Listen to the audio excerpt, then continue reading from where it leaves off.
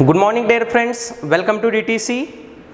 Biological classification आपण start केलेली आहे सिरीज. या सिरीजमध्ये आपण लास्ट लेक्चरमध्ये किंगडम प्रोटिस्टा डिस्कस करतोय आणि किंगडम प्रोटिस्टामध्ये आपण त्याचे 3 क्लास कंप्लीट केलेत. क्रायसोफाइट सुरुवातीला पाहिला, आपण डायनोफ्लॅजेलेट्स पाहिला आणि त्यानंतर युग्लेनॉइड्स पाहिला. आता किंगडम प्रोटिस्टा जर तुम्ही पाहत असाल तर त्याच्यामधले लास्ट 2 टॉपिक बाकी आहेत आणि ते 2 टॉपिक आजच्या लेक्चरचे आज आपण पाहणार आहेत. यामध्ये जो पहिला टॉपिक आहे आजच्या लेक्चरचा, जो फर्स्ट टॉपिक आहे तर तो आहे स्लाइम मोल्ड्स. आता स्लाइम मोल्ड्स किंवा स्लाइम मोल्ड असं याचा उच्चार करू शकतो आपण. स्लाइम मोल्ड्स हे जे आहेत बाळांनो, तर लक्षात ठेवायचं दीज आर सॅप्रोफायटिक प्रोटिस्ट आहेत. कसे आहेत हे? सॅप्रोफायटिक प्रोटिस्ट. आता सॅप्रोफायटिक प्रोटिस्टचा अर्थ काय आहे, तर जे डेड अँड डिकेइंग मॅटरवर ग्रो करतात. आपल्या घरामध्ये पडलेला ब्रेड असतो, घरामध्ये पडलेली 2 दिवसाची पोळी असते, त्याच्यावर आपल्याला माहीत आहे बुरशीची वाढ होते. बुरशीला आपण बायोलॉजिकल याच्यामध्ये फंगी म्हणतो. आणि बुरशी जी आहे तर जशी ग्रो करते तशा प्रकारे डेड अँड डिकेइंग मॅटरवर ग्रो करणारे हे स्लाइम माउल्ड आहेत. म्हणजे यांचं नेचर आपण फंगीसारखं म्हणू शकतो. फंगी पण कशी असते? सॅप्रोफायटिक असते. यस, त्याचबरोबर स्लाइम माउल्ड पण कसे आहेत, तर हे सॅप्रोफायटिक प्रोटिस्ट आहेत. हे आपल्याला लक्षात ठेवायचं आहे. नेक्स्ट सेकंड वन आपल्याला सांगता येईल, यांची जी बॉडी असते, दिअर body move along with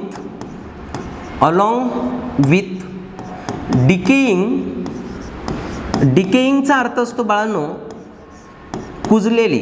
along with decaying twigsचा अर्थ आहे फांदी. and leaves engulfing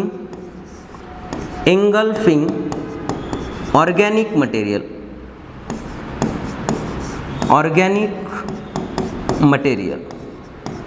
आता याचा अर्थ असा आहे की यांची जी बॉडी असते तर बॉडी मूव्ह करते, म्हणजे बॉडी मूवमेंट दाखवते. Move along with decaying twigs and leaves engulfing organic matter. आता हे जर पाहिले आपण, समजा मी अशा प्रकारे इथं एक झाडाचं पडलेलं पान दाखवतो तुम्हाला. हे झाडाचं पडलेलं लीफ आहे आणि या लीफवर एखाद्या फंगीची ग्रोथ होते.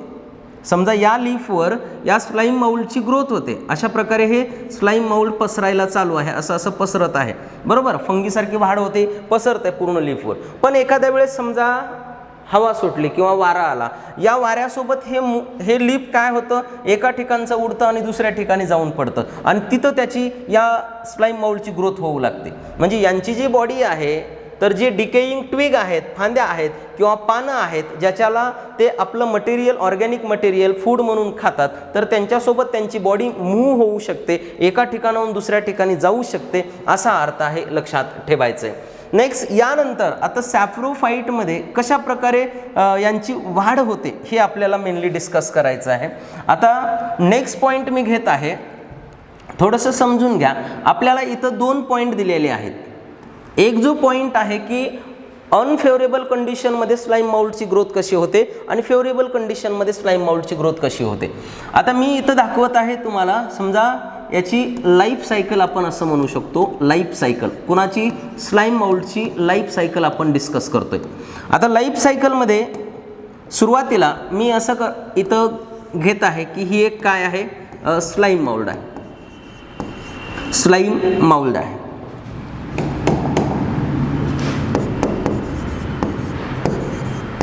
आता स्लाइम मोल्ड जी आहे तर ज्या वेळेस फेवरेबल कंडिशन असते, कोणती कंडिशन आहे?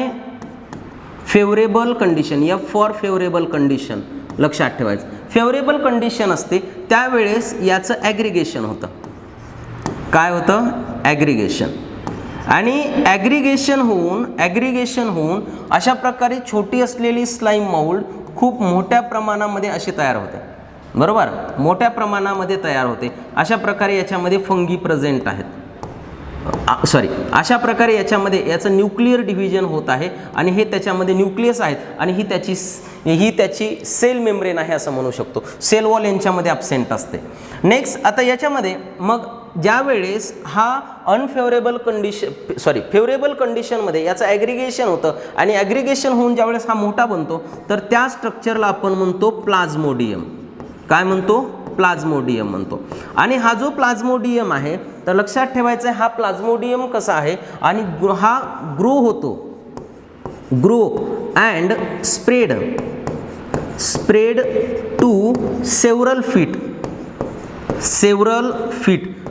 Grow and spread to several feet हा ग्रो होतो आणि स्प्रेड होतो म्हणायला हरकत नाही.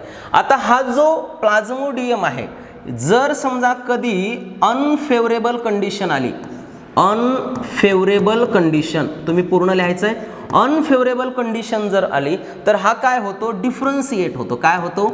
डिफरन्शिएट. आणि डिफरन्शिएट होऊन काय करतो? डिफरन्शिएट होतो आणि डिफरन्शिएट होऊन हा काय तयार करतो? फ्रुटिंग बॉडी तयार करतो. काय तयार करतो? Fruiting body. आता फ्रुटिंग बॉडीमध्ये मी अशा प्रकारे स्ट्रक्चर रिप्रेझेंट करत आहे. ही एक याची फ्रुटिंग बॉडी आहे असं मला इथं म्हणायचं आहे. काय तयार करतो हा? Fruiting body. ओके. आणि फ्रुटिंग बॉडी तयार करतो. ही काय आहे बाळांनो? याची फ्रुटिंग बॉडी आहे. या फ्रुटिंग बॉडीमध्ये काय होतं तर फ्रुटिंग बॉडीमध्ये पुढे होतं मिओसिस. फ्रुटिंग बॉडीमध्ये पुढं काय होतं? मिओसिस. आणि फ्रुटिंग बॉडीमध्ये मिओसिस झाल्यानंतर हे रिडक्शनल डिव्हिजन आहे. या फ्रुटिंग बॉडीवर मिओसिस झाल्यानंतर अशा प्रकारे ही याची एक प्रकारची फ्रुटिंग बॉडी आहे. म्हटलं मी ही फ्रुटिंग बॉडी आहे. अशा प्रकारे तयार झालेली ही फ्रुटिंग बॉडी आहे. या फ्रुटिंग बॉडीवर काय तयार होतं तर या फ्रुटिंग बॉडीवर स्पोअर तयार होतात. काय तयार होतात? स्पोअर तयार होतात. म्हणजे फ्रुटिंग बॉडीमध्ये होतं मिओसिस आणि मिओसिस झाल्यानंतर याच्यावर काय तयार होतात तर एक प्रकारचे स्पोअर तयार होतात. बरोबर. हे काय आहेत लक्षात ठेवायचं? हे आहेत स्पोअर्स. आणि हे स्पोअर्स कुठं प्रेझेंट आहेत? फ्रुटिंग बॉडीच्या टिपला प्रेझेंट आहेत. हा पण क्वेश्चन आहे. लक्षात ठेवायचं स्पोअर आहेत आणि स्पोअर कुठं तयार झाले? फ्रुटिंग बॉडीच्या टिपला तयार झाले. लक्षात ठेवायचं. आता हे जे स्पोअर आहेत तर हे स्पोअर जे असतात बाळांनो तयार झालेले जे स्पोअर आहेत तर हे स्पोअर हॅप्लॉइड स्ट्रक्चर असतं. कारण स्पोअर हे कसं आहेत? हॅप्लॉइड स्ट्रक्चर आहेत. हॅप्लॉइड स्ट्रक्चर आहे म्हणजे यन रिप्रेझेंट करतो. लक्षात ठेवायचं. आणि हे स्पोअर काय होतात तर जर्मिनेट होतात. स्पोअर्स जर्मिनेट होतात. Germinate to form new slime mould. Okay. New slime mould तयार करण्याचं काम या स्पोअरचं आहे. लक्षात ठेवायचं. समजतंय? आता जर हा एक स्पोअर घेतला तुम्ही, एक जर स्पोअर घेतला तर या स्पोअरच्या सभोवताली हा जो एक स्पोअर आहे हा स्पोअर आहे तर या स्पोअरच्या सभोवताली एकदम हायली रेजिस्टंट अशा प्रकारे एक ट्रू वॉल तयार होते. कोणाच्या सभोवताली तयार होते? या स्पोअरच्या सभोवताली. काय आहे म्हटलं मी? ही याला म्हणत आहे मी ट्रू वॉल. ट्रू वॉल कोणाच्या सभोवताली आहे बाळांनो? स्पोअरच्या सभोवताली आहे. आणि ट्रू वॉल असल्यामुळं जे स्पोअर्स असतात स्पोअर हे एक्स्ट्रीमली रेजिस्टंट बनतात आणि सेव्हरल इयरपर्यंत सर्वाईव्ह करू शकतात. यस ट्रू वॉल तयार झाल्यामुळं स्पोअर काय बनतात? Spores become extremely resistant. Spores become extremely resistant and survive many years. लक्षात ठेवायचंय स्पोअर्स हे भरपूर वर्ष जगू शकतात. लक्षात घ्या. चला सुरुवातीला परत मी एकदा लाईफ सायकल स्टार्ट करतो. स्लाइम माउल्ड आहे. फेवरेबल कंडिशनमध्ये स्लाइम माउल्डचं ॲग्रिगेशन होतं आणि ॲग्रिगेशन होऊन एक महत्त्वाचं स्ट्रक्चर होतं तयार. कोणतं? Plasmodium. Yes plasmodium unfavourable condition आल्यानंतर त्याच्यामध्ये डिफरन्सिएशन होतं आणि डिफरन्सिएशन होऊन फ्रुटिंग बॉडी तयार होते. फ्रुटिंग बॉडीमध्ये मिओसिस होतं आणि मिओसिस होऊन काय तयार होतात? स्पोअर तयार होतात. यानंतर स्पोअरबद्दल सांगितलं मी. स्पोअर कसे आहेत? मिओसिसचा प्रोडक्ट आहे, म्हणून कसे आहेत, हॅप्लॉइड आहेत. या स्पोअर हे जर्मिनेट होतात आणि नवीन स्लाइम माउल्ड तयार करतात बाय असेक्सुअल रिप्रोडक्शन. असेक्सुअल रिप्रोडक्शननं स्पोअर पासून नवीन स्लाइम माउल्ड तयार होतो. हे स्पोअर आहेत. स्पोअरच्या सभोवताली काय होतं, ट्रू वॉल प्रोड्यूस होते. लक्षात ठेवायचं, स्पोअरच्या सभोवताली काय होते, ट्रू वॉल प्रोड्यूस होते. आणि ट्रू वॉल प्रोड्यूस झाल्यामुळं हे स्पोअर एक्स्ट्रीमली रेजिस्टंट, म्हणजे हाय टेम्परेचर, ह्युमिडिटी किंवा केमिकलला रेजिस्टंट करण्याची क्षमता येते आणि त्यामुळे ते सेव्हरल वर्ष, यस मेनी इयर्स हे टिकून राहू शकतात. जशा जिथं पडतील तिथं राहतात असं म्हणायचं. आणि फेवरेबल कंडिशन आल्यानंतर ते जर्मिनेट होतात आणि नवीन स्लाइम माउल्ड तयार करतात. हे आपल्या लक्षात येणं आवश्यक आहे. यानंतर हे जे स्पोअर आहेत, तर हे spore disperse along with air current, असं पण एक लास्ट पॉईंट आहे. लास्ट पॉईंट मी लिहितो. हे जे स्पोअर्स आहेत, spores disperse along with water current, along with air current, not water, air current. Air current सोबत आता हलकी असतात हे स्पोअर, मायक्रोस्कोपिक असतात. म्हणजे हे जे स्पोअर आहेत तर ते एअर करंट सोबत वाहून नेले जातात. लक्षात ठेवायचे, म्हणजे वाऱ्यासोबत ते एका ठिकाणाहून दुसऱ्या ठिकाणी जातात आणि तिथं पडल्यानंतर फेवरेबल कंडिशन भेटल्यानंतर ते जर्मिनेट होतात आणि नवीन स्लाइम माउल्ड तयार होऊ शकतो. लक्षात ठेवायचं. यानंतर नेक्स्ट पॉईंट आपल्याला सांगता येईल, हे जे स्लाइम माउल्ड आहेत तर यांच्यामध्ये सेल वॉल अब्सेंट असते. लक्षात ठेवायचं, यांच्यामध्ये cell wall absent in slime mould. लक्षात ठेवायचे, स्लाइम माउल्ड्समध्ये सेल वॉल अब्सेंट असते, हे पण आपल्याला लक्षात ठेवायचं आहे. मोड ऑफ न्यूट्रिशन जर सांगितलं तर मोड ऑफ न्यूट्रिशनमध्ये मी सांगितलं सॅप्रोफायटिक आहेत, हे पण आपण ऑलरेडी कंप्लीट केलेलं आहे. यानंतर पुढचा पॉईंट आपण घेऊ शकतो. नेक्स्ट पॉईंट आपण इथं घेऊ शकतो. लास्ट क्लास जो आहे याचा, तर तो आहे प्रोटोझोन्स. आणि प्रोटोझोन्स बद्दल सांगता येईल आपल्याला. लक्षात ठेवायचं, पॉईंट नंबर 1, यस हे ऑल जे आहेत, ऑल प्रोटोझोन्स हे हेटेरोट्रॉपिक आहेत.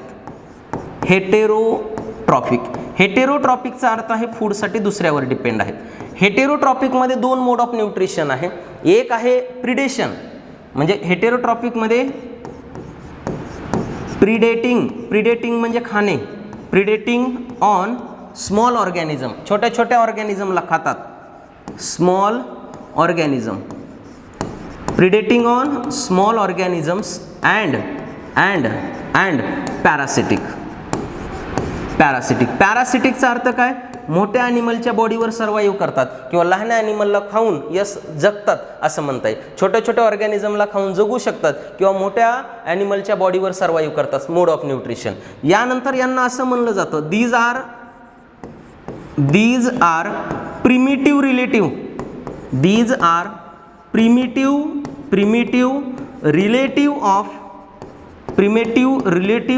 Of animals. These are primitive relative of animals. लक्षात ठेवायचं, प्रिमिटिव्ह रिलेटिव्ह ऑफ ॲनिमल्स आहेत. याचा अर्थ असा आहे की यांचे काही फीचर हे ॲनिमल्स सारखे आहेत, म्हणजे यांच्यापासून ॲनिमल इव्हॉल्व झालेत असं म्हणता येईल आपल्याला. कारण मोस्ट ऑफ ॲनिमलचे फीचर्स सुरुवातीला कुणामध्ये पाहायला भेटले, तर प्रोटोझोन्समध्ये पाहायला भेटले. म्हणून असं म्हणलं जातं की primitive relative of animals. Which of the following considered as a primitive relative of animals, असा क्वेश्चन येऊ शकतो. त्याचं करेक्ट आन्सर आपल्याला द्यावा लागेल प्रोटोझोन्स. लक्षात ठेवायचं. आता प्रोटोझोन्सला आपल्याला 4 टाईपमध्ये क्लासिफाय करायचं आहे. यस, प्रोटोझोन्सचे आपल्याला 4 टाईप डिस्कस करायचे आहेत. जो पहिला टाईप आपण इथं डिस्कस करणार आहोत तर तो आहे अमिबॉइड प्रोटोझोन्स. पहिला टाईप कोणता आहे, अमिबॉइड प्रोटोझोन्स. जो आपण दुसरा क्लास डिस्कस करणार आहेत तर तो आहे फ्लॅजेलेटेड प्रोटोझोन्स. जो आपण तिसरा क्लास डिस्कस करणार आहोत तर तो आहे सिलिएटेड प्रोटोझोन्स. आणि जो आपण चौथा क्लास डिस्कस करणार आहोत तो आहे स्पोरोझोन्स. म्हणजे लक्षात ठेवायचं, स्पोरोझोन्स, प्रोटोझोआ. लक्षात ठेवा. तर हे 4 क्लास आपल्याला, अमिबॉइड, अमिबासारखे, फ्लॅजेलेटेड ज्यांच्याकडे फ्लॅजेल असेल बॉडीवर, सिलिएटेड ज्यांच्या बॉडीवर सिलिया आहेत, आणि स्पोरोझोन्स, हे अशा प्रकारे हे 4 क्लास आपण डिस्कस करू 1 बाय 1. आता मी नेक्स्ट पहिला क्लास मी स्टार्ट करतो. पहिला क्लास कोणता आहे रे बाळांनो? पहिला क्लास तर अमिबॉइड प्रोटोझोन्स. आता अमिबॉइड प्रोटोझोन्स हे जे आहेत, नाव का दिलं असेल, कदाचित हे अमिबासारखे असतील, डेफिनेटली अमिबासारखे आहेत म्हणून यांना नाव आलंय अमिबॉइड प्रोटोझोन्स. मग अमिबॉइड प्रोटोझोन्सचा जर आपण विचार केला तर फर्स्ट वन मी घेतो याचा हॅबिटट. याचं काय घेऊ आपण, हॅबिटट. आता हॅबिटटमध्ये जर आपण सांगितलं, हॅबिटटमध्ये सांगता येईल यांचं हॅबिटट काय आहे, तर फ्रेश वॉटरमध्ये प्रेझेंट असतात. कुठं प्रेझेंट आहेत राजा, फ्रेश वॉटरमध्ये प्रेझेंट आहेत. अजून कुठं प्रेझेंट आहेत, सी वॉटरमध्ये प्रेझेंट आहेत. सी वॉटर म्हणजे समुद्राच्या पाण्यामध्ये. अजून कुठं प्रेझेंट आहेत, मॉइस्ट सॉईलमध्ये प्रेझेंट आहेत. Moist soil. यस, हॅबिटट म्हणजे कुठं प्रेझेंट असतात, कुठं राहतात. फ्रेश वॉटर, सी वॉटर आणि मॉइस्ट वॉटर हे लक्षात ठेवायचं. यानंतर सेकंड पॉईंट आपल्याला सांगता येईल, अमिबा जर आपण पाहिला, अमिबा, तर अमिबाची डायग्राम जर आपण काढली तर हा अमिबा आपल्याला अशा प्रकारे पाहायला भेटतो. अमिबा हा बघा, अमिबा म्हणजे कुठलाही शेप नसलेला ऑर्गॅनिझम म्हणजे अमिबा आहे. इरेग्युलर शेपमध्ये पाहायला भेटतो. आणि अमिबाची ही जी फोल्डिंग आहे की नाही बाळांनो, ही जी फोल्डिंग आहे तर याला म्हणायचं सिडोफोडिया. सिडोफोडिया. आणि सिडोफोडिया म्हणजे कोण आहेत, तर हे त्याचे पाय आहेत. त्याला फॉल्स फीट म्हणतो आपण. पायासारखं स्ट्रक्चर आहे का, नाही, पण पाय म्हणून काम करतंय म्हणून त्याला म्हणायचं सिडोफोडिया. बरोबर ना. आणि या सिडोफोडियाच्या मदतीनं अमिबा एका ठिकाणाहून दुसऱ्या ठिकाणी जातो किंवा त्याचं जे फूड आहे, प्रे आहे, फूडला प्रे म्हणतात, तर तो कॅप्चर करून स्वतः खाऊ शकतो. म्हणजे आपण असं म्हणू शकतो, एक मी अगोदर सिडोफोडिया म्हणजे काय आहेत, तर सिडोफोडिया म्हणजे फॉल्स फीट हे समजलं तुम्हाला. आणि हे कशानं तयार होतात, तर या अमिबाचा प्रोटोप्लाझम ज्या साईडला मूव्ह होईल त्या साईडला अशी फोल्डिंग तयार होते. याच्या आतमध्ये काय आहे, पूर्ण प्रोटोप्लाझम भरलेला आहे.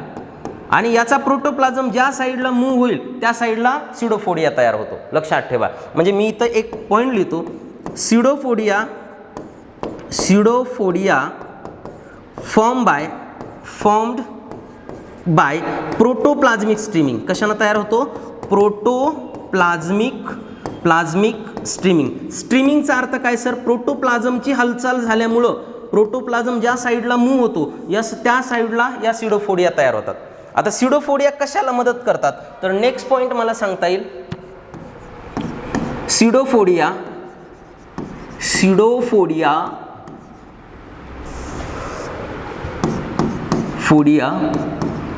help to capture its prey म्हणजे त्याचं फूड बाळांनो. प्रे म्हणजे त्याचं फूड पकडून खाण्यासाठी, छोटे छोटे इन्सेक्ट पकडून खाण्यासाठी मदत होते. Pseudopodia help to capture its prey and movement. बॉडीची मुवमेंट, हालचाल करण्यासाठी ह्या सिडोफोडिया त्याला मदत करतात. लक्षात ठेवायचं. आता काही मराईन फॉर्म आहेत, लक्षात ठेवायचं. मराईन फॉर्म ऑफ अमिबॉइड प्रोटोझोन्स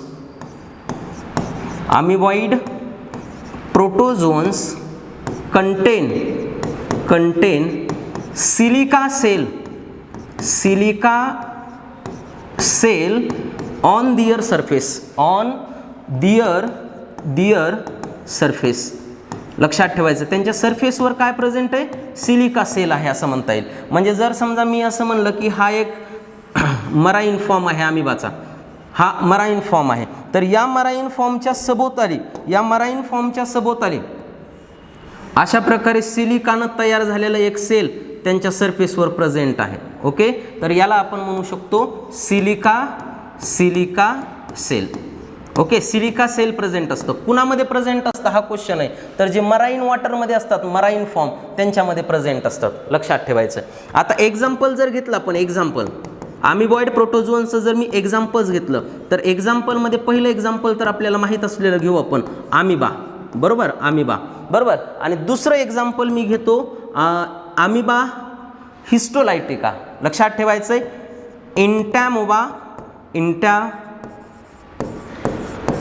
एंट अमिबा असं पण म्हटलं जातं. एंटॅमोबा हिस्टोलायटिका.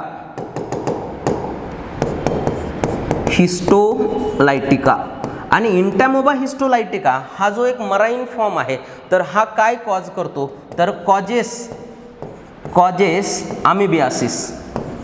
अमिबियासिस. लक्षात ठेवायचं आहे, एक आजार आहे, एक रोग आहे. कोणता, अमिबियासिस. आणि अमिबियासिस हा कोण कॉज करतं? इंटॅमोबा हिस्टोलायटिका. आणि इंटॅमोबा हिस्टोलायटिका कुठं इन्फेक्शन कॉज करतो? तर लक्षात ठेवायचं आहे आपल्या लार्ज इंटेस्टाईनमध्ये इन्फेक्शन कॉज करतो. लार्ज इंटेस्टाईन कुठं इन्फेक्शन कॉज करतो? लार्ज इंटेस्टाईनमध्ये इन्फेक्शन कॉज करतो, लक्षात ठेवायचं आहे. यस, तर पहिले जी कॅटेगरी आहे फर्स्ट वन अमिबॉइड प्रोटोझोन्स हे इथं कंप्लीट झालेलं आहे. अमिबॉइड प्रोटोझोन्समध्ये बाळांनो यस कंप्लीट नोटबुक मेंटेन करणं आवश्यक आहे. यस, तुम्ही जर व्हिडिओ लेक्चर सिरीज पाहत असताल, मला बरेचसे मेसेज येत आहेत की सर पुढचं लेक्चर कधी येणार आहे, तुम्ही कंटिन्यू ठेवणार आहेत का? डेफिनेटली आपण online diamond video lecture series शेवटपर्यंत कंटिन्यू ठेवण्याचा प्रयत्न करणार आहोत. फक्त तुम्ही जेवढा जास्त रिस्पॉन्स द्याल तर तेवढा आपण प्रयत्न जास्त करणार आहोत. यानंतर सेकंड कॅटेगरी जी आहे, सेकंड कॅटेगरी, आता यामध्ये सेकंड कॅटेगरी मी घेतलं होतं फ्लॅजेलेटेड प्रोटोझोन्स. आणि फ्लॅजेलेटेड जे प्रोटोझोन्स आहेत तर नावातच आहे यस, यांच्या बॉडी सरफेसवर काय प्रेझेंट आहे? फ्लॅजेला. म्हणजे म्हणू शकतो मी दे कंटेन फ्लॅजेला. लक्षात ठेवायचं आहे फ्लॅजेला ऑन दिअर बॉडी सरफेस. लक्षात ठेवायचं आहे सेल सरफेस, बॉडी सरफेस आपल्याला म्हणता येईल. त्यांच्या बॉडी सरफेसवर काय प्रेझेंट आहे? फ्लॅजेला प्रेझेंट आहे, लक्षात ठेवायचं आहे. नेक्स्ट, आता फ्लॅजेला जे आहेत तर हे कसे आहेत? तर यांचं जर हॅबिटट घेतलं आपण, हॅबिटट लक्षात ठेवायचं हॅबिटट, तर हॅबिटटमध्ये सांगता येईल हे फ्री लिव्हिंग आहेत.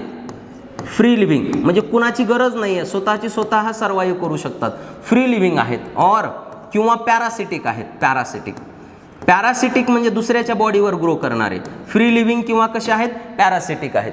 आता यांचे जे पॅरासिटिक फॉर्म आहेत तर हे डिसीज कॉज करतात. लक्षात ठेवायचं आहे पॅरासिटिक फ्लॅजेलेटेड प्रोटोझोन्स कॉजेस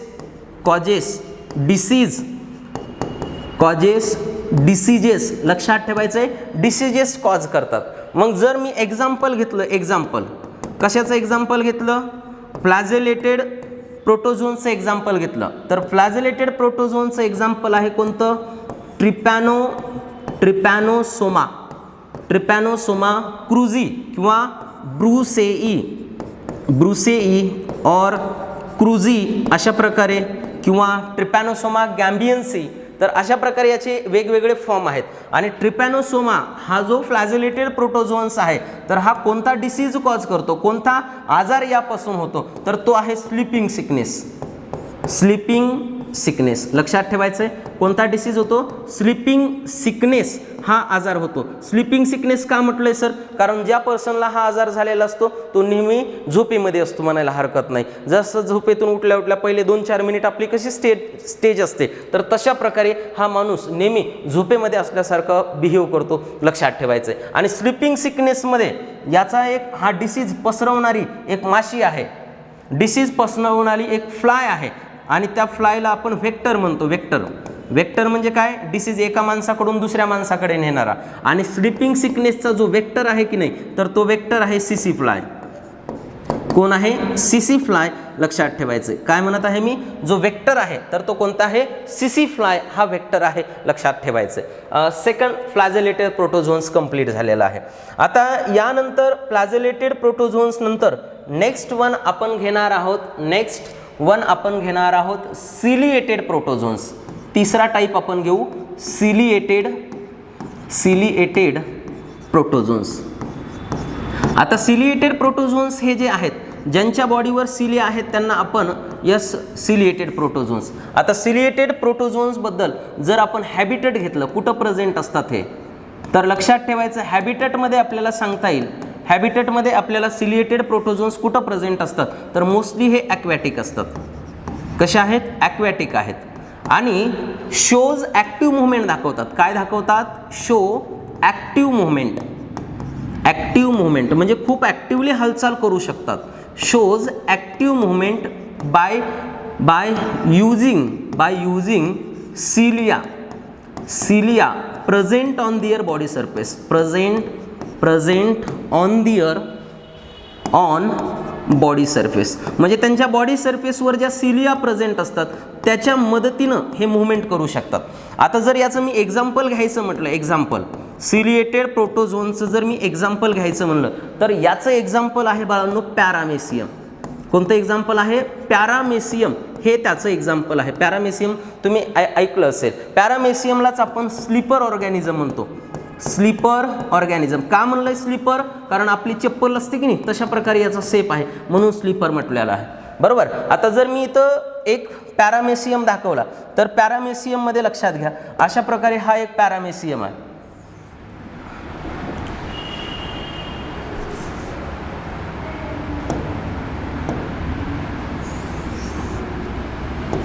अशा प्रकारे हा एक पॅरामेसियम आहे. या पॅरामेसियमच्या पूर्ण बॉडीवर काय प्रेझेंट आहेत? तर पॅरामेसियमच्या पूर्ण बॉडीवर सिलिया प्रेझेंट आहेत. लक्षात ठेवायचं. काय प्रेझेंट आहेत? सिलिया पूर्ण बॉडीवर प्रेझेंट आहेत आणि या सिलिया कोऑर्डिनेटेड मुवमेंट घडवून आणण्यासाठी मदत करतात, बॉडीची हालचाल. लक्षात ठेवायचं. याच्यानंतर याच्या आतमध्ये 2 न्यूक्लियस प्रेझेंट असतात. 2 न्यूक्लियस, एक मोठा न्यूक्लियस असतो याला आपण मॅक्रो न्यूक्लियस म्हणतो आणि एक छोटा न्यूक्लियस असतो याला आपण मायक्रो न्यूक्लियस म्हणतो. 2 न्यूक्लियस असतात. लक्षात ठेवायचं. यानंतर याच्यामध्ये याच्या आतमध्ये 2 साईडला 2 कॉन्ट्रॅक्टाईल व्हॅक्युओल प्रेझेंट असतात. यस, काय आहे हे?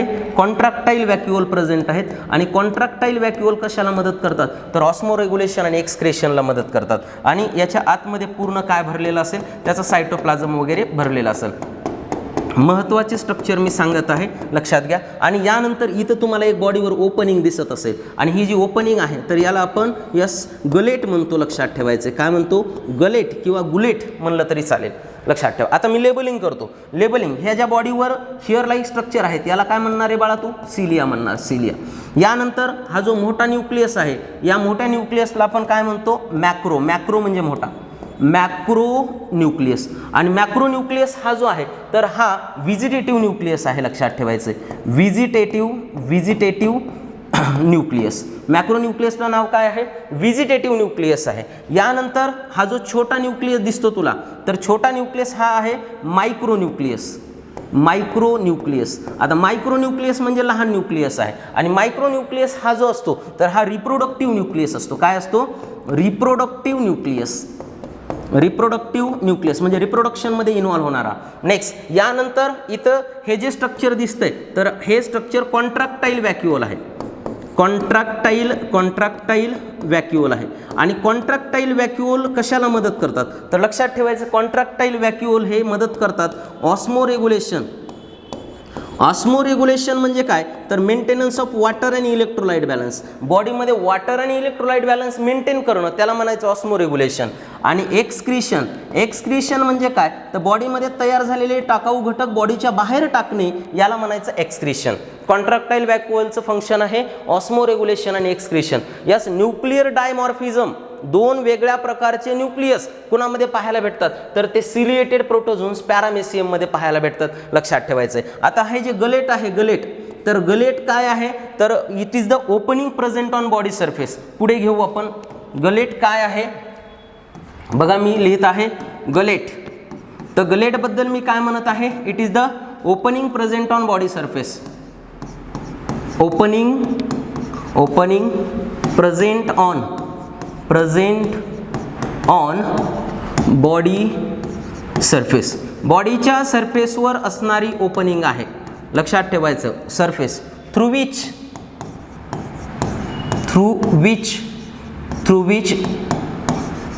water and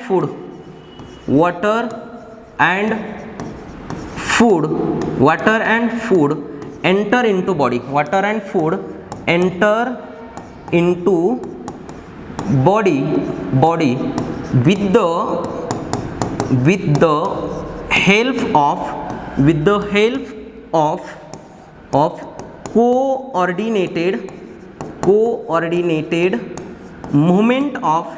coordinated movement of with the help of coordinated movement of cilia. सिलियाच्या मदतीनं ही मुवमेंट ही फूड आतमध्ये घेतलं जातं, लक्षात ठेवायचं. म्हणजे जसं की मी इथं दाखवू शकतो तुम्हाला, हे समजा बाहेर फूड आहे, तर बाहेर असणारं हे जे फूड आहे, तर हे फूड सिलियाच्या मदतीनं यस आतमध्ये पाठवलं जातं, लक्षात घ्यायचं. ओके, नेक्स्ट पॉईंट आपण कंटिन्यू करू शकतो. आता याच्यामध्ये काय आपण डिस्कस केलं, तर यामध्ये आपण सिलिएटेड प्रोटोझोन्स घेतले. ॲक्वॅटिक आहेत, ॲक्टिव्ह मुवमेंट दाखवतात सिलियाच्या मदतीनं. यानंतर सांगितलं की पॅरामेसियम हे याचं एक्झाम्पल आहे, स्लीपर ऑर्गॅनिझम म्हणतो. पॅरामेसियमची डायग्राम आणि त्याला आपण इथं एक्सप्लेन केलेलं आहे, बरोबर. आता यानंतर जो पुढचा आपण नेक्स्ट घेणार आहोत, चौथा टाईप, तर तो आहे स्पोरोझोन्स. नेक्स्ट वन आहे स्पोरोझोन्स पॅरामेसियम. आणि स्पोरोझोन्स पॅरामेसियम आपण कशाला म्हणतो, तर लक्षात ठेवायचं आहे, स्पोरोझोन्स पॅरामेसियममध्ये लक्षात ठेवायचं आहे, हे स्पोर, इथं जो वर्ड आला आहे तर तो आहे स्पोर. म्हणजे असे प्रोटोझोन्स आहेत, प्रोटोझोन्स आहेत बाळांनो, असे प्रोटोझोन्स आहेत ज्यांच्या बॉडीमध्ये इन्फेक्शियस स्पोर तयार होतात, लक्षात ठेवायचं आहे. म्हणजे स्पोरोझोन्स प्रोटोझोन्स म्हणजे असे प्रोटोझोन्स आहेत ज्यांच्या लाईफ सायकलमध्ये इन्फेक्शियस स्पोर तयार होतात, लक्षात ठेवायचं आहे. They produces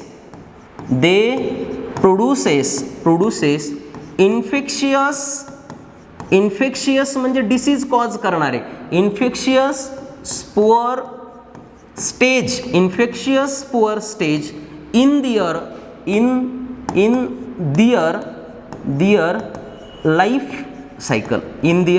life cycle. म्हणजे त्यांच्या लाईफ सायकलमध्ये इन्फेक्शियस स्पोर तयार करतात. असे कोण आहेत हे, तर स्पोरोझोन्स प्रोटोझोआ प्रेझेंट आहेत.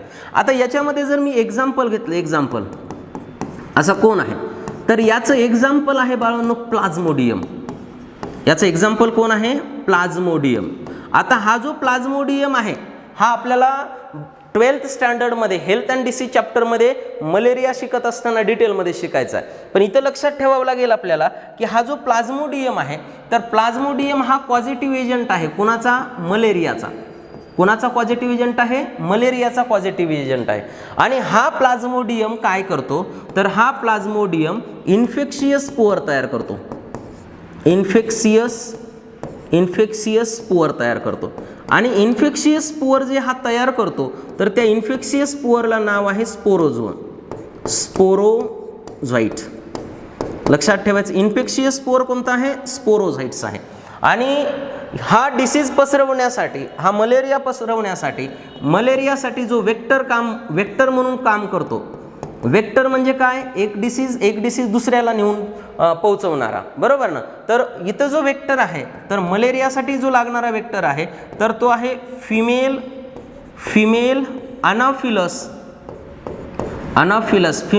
अनाफिलस मॉस्किटो. लक्षात ठेवायचं आहे, फिमेल अनाफिलस मॉस्किटो हा मलेरियाचा वेक्टर आहे, ज्याला मलेरिया आहे त्याला चावतो, त्याच्या बॉडीमधून स्पोरोसाइट घेतो, आणि ज्याला मलेरिया नाही त्याला जाऊन चावत असताना तर ते स्पोरोसाइट त्याच्या बॉडीमध्ये रिलीज करतो, आणि हा डिसीज अशा प्रकारे होतो, लक्षात ठेवायचं. यानंतर आपण किंगडम प्रोटिस्टामध्ये कोणत्या डायग्राम दिलेल्या आहेत अकॉर्डिंग टू NCERT टेक्स्टबुक, तर त्या आपण थोड्याशा एक्सप्लेन करू 1-2 मिनिटांमध्ये.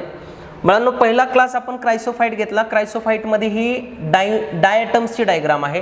डायॲटमच्या डायग्राममध्ये आता बुकमध्ये दिलेली नाही आहे, पण आपण डायॲटम्सबद्दल शिकलो होतो की यांच्यामध्ये काय असतात, तर 2 कवरिंग असतात, 2 सेल, आणि सोप केससारखे एकमेकांमध्ये फिक्स बसवलेले असतात असं म्हटलं होतं. मग यांचं जर बॉडी जर पाहिली मी तर जर तुम्हाला दाखवली, तर यामध्ये आपल्याला पाहता येईल की यामध्ये सेंटरला एक सेंट्रल लाईन आहे त्यांच्या बॉडीची, आणि याला आपण काय म्हणतो, सेंटर लाईनला रॅफे म्हणतो. आणि यानंतर ही एक कवरिंग आहे या साईडची, ओके, ही एक कवरिंग, आणि अपोजिट साईडची ही दुसरी कवरिंग आहे. असे हे दोन कवर आहेत, आणि ते 2 कवर एकमेकांमध्ये असे फिक्स करून बसवलेत असा अर्थ आहे, लक्षात ठेवायचं आहे. म्हणजे हे डायॲटम्स झाले.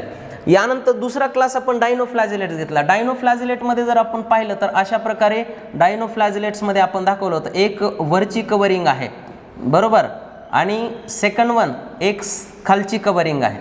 म्हणजे अशा प्रकारे आपण इथं याला इपिथिका, इपी म्हणजे वर, इपी म्हणजे वर, वरची कवरिंग, आणि यानंतर याला म्हटलं होतं आपण हायपोथिका, शिकवताना मी सांगितलेलं आहे इपिथिका आणि हायपोथिका, आणि दोघांमध्ये जी खाच आहे त्याला आपण सिंगुलम म्हटलं होतं. याच्यामध्ये हा काय आहे, हा लॉन्जिट्युडनल फ्लॅजेला आहे आणि एक असा आडवा फ्लॅजेला आहे, तर त्याला आपण काय म्हणतो, ट्रान्सवर्स फ्लॅजेला म्हणतो. त्यानंतर आपण युग्लेनॉइड्स घेतला, हा युग्लेनॉइड्स आहे. युग्लेनॉइड्समध्ये आपण जर पाहिलं तर युग्लेनॉइड्समध्ये आपल्याला दोन फ्लॅजेला पाहायला भेटतात. हा लॉंग फ्लॅजेला आहे आणि दुसरा शॉर्ट फ्लॅजेला असतो. NCERTच्या टेक्स्टबुकमध्ये दाखवलेला आहे, लक्षात ठेवायचं. त्यानंतर प्लांटसारखे याच्यामध्ये क्लोरोफिल बी पिगमेंट आहेत, आपण याची इन्फॉर्मेशन घेतलेली आहे. युग्लेनॉइड्सचं हे एक एक्झाम्पल आहे, कोणतं, युग्लेना, हे आपण पाहिलं. त्यानंतर आपण अकॉर्डिंग टू NCERT बुक जर पाहिली तर अशी डायग्राम दिलेली आहे. या डायग्राममध्ये युग्लेना मध्ये ही एक फ्लॅजेला आहे आणि हा दुसरा फ्लॅजेला आहे. अशा प्रकारे हे दोन फ्लॅजेला इथं दाखवलेले आहेत. सेंट्रलला न्यूक्लियस प्रेझेंट आहे, बाजूला क्लोरोप्लास्ट वगैरे प्रेझेंट आहे, लक्षात ठेवा. यानंतर हा प्लाझ्मोडियम आहे. प्लाझ्मोडियममध्ये काय आहेत, या न्यूक्लियाई दाखवलेल्या आहेत आणि याच्या सभोवताली स्पोअर तयार झाल्यानंतर एक thick cell wall, true cell wall तयार होते, हे आपण पाहिलेलं आहे. यानंतर हा प्लाझ्मोडियम म्हणजे स्लाइम माउल्डमध्ये तयार होतो, लक्षात ठेवा. आणि लास्ट वन आहे पॅरामेसियम. पॅरामेसियम हा सिलिएटेड प्रोटोझोआचा एक्झाम्पल आहे आणि पॅरामेसियममध्ये आपण पाहिलं की याच्या पूर्ण बॉडीवर काय प्रेझेंट असतात, सिलिया प्रेझेंट असतात. पूर्ण बॉडीवर सिलिया प्रेझेंट असतात. त्याच्यामध्ये दोन न्यूक्लियस आहे, हा मॅक्रो न्यूक्लियस आणि हा मायक्रो न्यूक्लियस आहे. यानंतर इथं हे दोन कॉन्ट्रॅक्टाईल व्हॅक्युओल आहेत. अशा प्रकारे आपण हे डिस्कस केलेलं आहे. कॉन्ट्रॅक्टाईल व्हॅक्युओलचं फंक्शन आहे ऑस्मो रेग्युलेशन आणि एक्सक्रिशन. न्यूक्लियसमध्ये एक मॅक्रो आणि दुसरा मायक्रो न्यूक्लियस. तर ह्या डायग्राम अकॉर्डिंग टू NCERT आपल्याला पाहणं आवश्यक आहे. याचबरोबर किंगडम प्रोटिस्टा हा टॉपिक इथं कंप्लीट होतो. सर्वांनी पाहायचं आहे, नोट्स बनवायची, रिव्हिजन करायचं आहे आणि एक रेफरन्स बुकमधून आपल्याला MCQ तुम्हाला सॉल्व करायचे आहेत. Thank you very much.